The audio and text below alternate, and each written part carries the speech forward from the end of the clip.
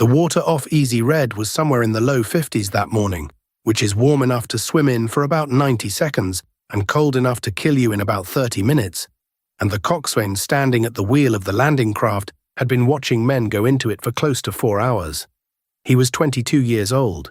He was a Coast Guardsman, not a sailor of the Navy, which mattered to him and to almost nobody else. He had already taken his boat into that beach 9 times.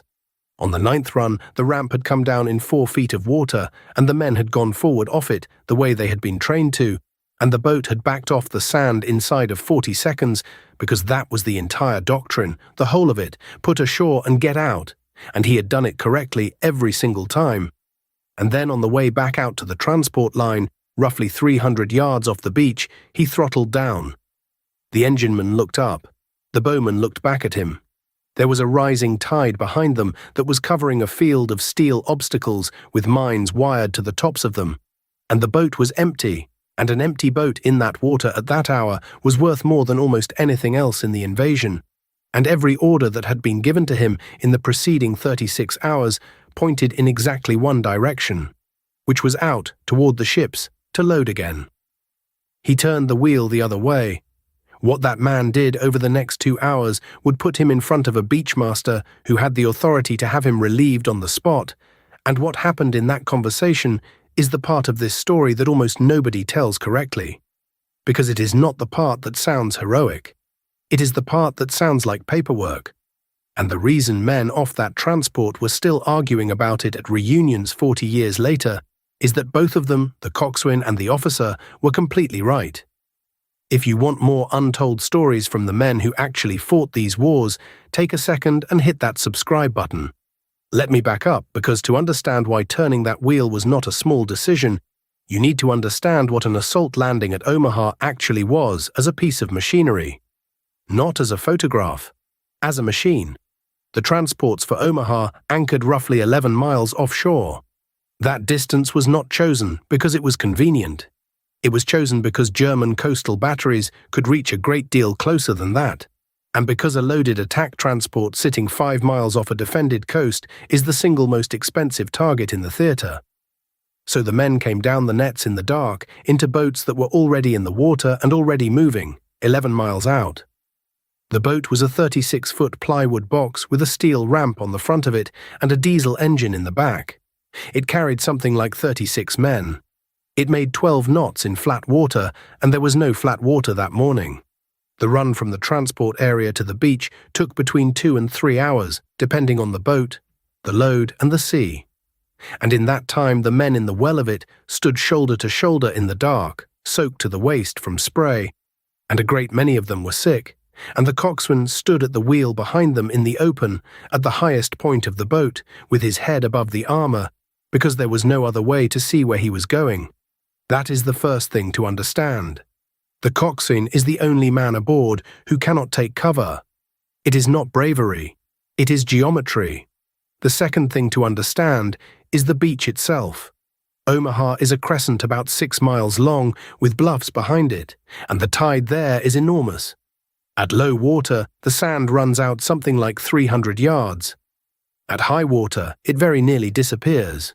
The invasion was timed for a low and rising tide for one specific reason, which was that the Germans had spent months planting the tidal flat with obstacles, and at low water you could see them and steer between them. There were 3 belts of them. Furthest out, steel gates the size of a barn door, angled and braced. Then log ramps driven into the sand pointing seaward, so that a boat riding up one of them would lift and expose its bottom. Then hedgehogs, welded steel crosses that would open a plywood hull like a can. And on a great many of them, wired to the top where a hull would strike it, a telemine. At the moment the first waves went in, most of that field was above water and visible, and the tide was coming in at a rate that put roughly a foot of water over that flat every 8 to 10 minutes. Now here is the thing that turns all of that from history into arithmetic. Every hour that passed, the obstacle field disappeared. Not the obstacles, just the ability to see them. By the middle of the morning, a coxswain running for that beach was steering through several hundred yards of mined steel that he could no longer look at, using the memory of where it had been an hour ago and the direction of the swell and the color of the water over the shallows. which is a thing that men who grew up on water can read and men who did not cannot. And the boats were the entire invasion. Not a part of it, the whole of it. There was no port. There was no pier. Every round of ammunition, every stretcher, every replacement, every radio, every man came off a ship and went to that beach in a small boat and came back the same way. Omaha did not have a supply line that morning. It had a shuttle, and the shuttle was made out of 36-foot plywood boxes and the men steering them. Which is why the standing instruction was what it was, and this is the detail that gets left out every time somebody tells this story in a bar. The boat crews were told, in briefings, in writing, and by officers who were not being cruel when they said it, that they were not to stop for men in the water, not because anybody wanted that. Because of the arithmetic, a boat that stops in an obstacle field to pull men aboard is a stationary target in the beaten zone of machine guns that have been ranged on that exact water for 2 years. A boat that is lost is not one boat. It is every load that boat would have carried for the rest of the day, and the boats that survived the morning at Omaha made as many as 15 runs before dark. Losing a landing craft at 8 in the morning did not cost 36 men. Over the course of that day, it cost several hundred. The men who wrote that instruction had done the mathematics honestly and arrived at an answer that was correct and that no human being can actually carry out. And that is the pressure the Coxswain was standing in when he throttled down 300 yards off Easy Red on his 10th run with an empty boat and looked at the water between him and the beach. Because there were men in it. Not a few. The first waves at Omaha had come apart in a way that has no real parallel anywhere else on that coast. On the western end, at Dog Green, the leading company of the 116th Infantry was effectively destroyed inside of 10 minutes. Out on the eastern flank, of the 32 swimming tanks launched for that beach, 27 went to the bottom in the run-in, and their crews went with most of them.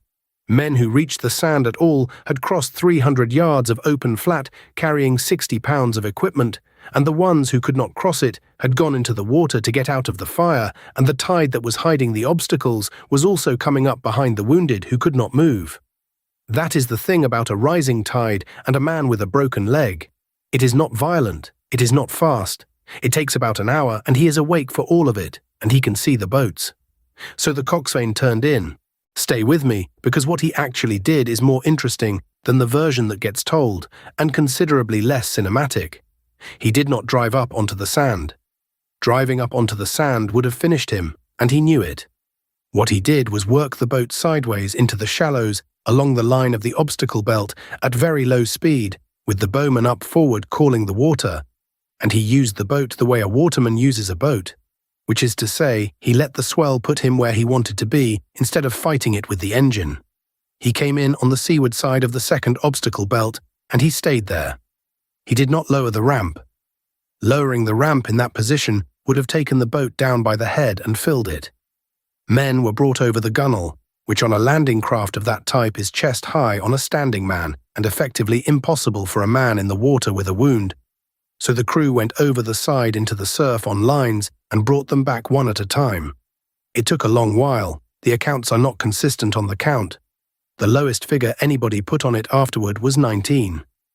The highest was somewhere over 30.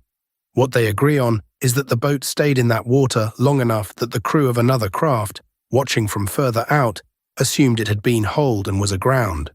Then he backed her out through the belt he had come in through on a tide that had risen the whole time he was stopped, over obstacles that were now under 2 or 3 feet of water, on nothing but his memory of where they had been. And then he went out to the transport area, put the wounded aboard, and got in line to load again. Now, see, what most people miss about this story is that they think it is about courage. It is not about courage. Courage was not scarce off Omaha that morning. There were men crossing that flat on foot into interlocking fire, and there were engineers standing in the open cutting charges onto mined steel with the tide coming up their legs, and nobody was writing any of them up for it, because on that beach on that day, courage was the entry requirement. It was not a distinction. What that Coxswain did was something narrower and considerably harder to defend. He made a judgment that his boat, which the entire system had correctly identified as more valuable than the men in front of him, was in that specific hour worth less than the men in front of him. And he made it in about 4 seconds, at the wheel, with no way to check it against anybody. That is not courage.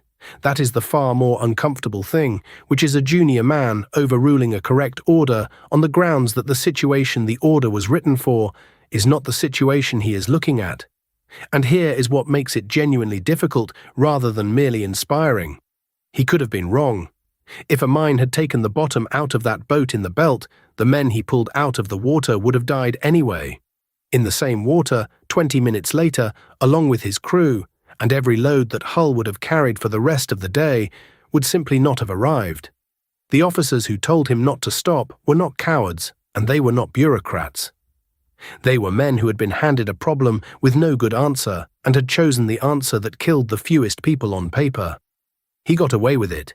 That is a real part of this story, and it should not be smoothed over.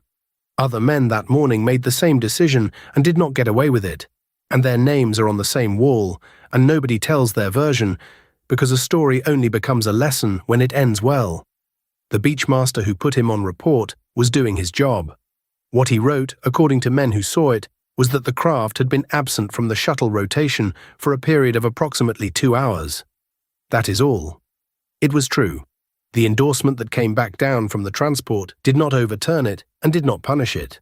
It simply noted underneath the number of wounded landed by that craft outside of its assigned serial and passed the whole thing along without comment, which is the way a service tells a man that it has decided not to decide. He was not decorated for it. He went back to the beach for 2 more days. Here is who he was.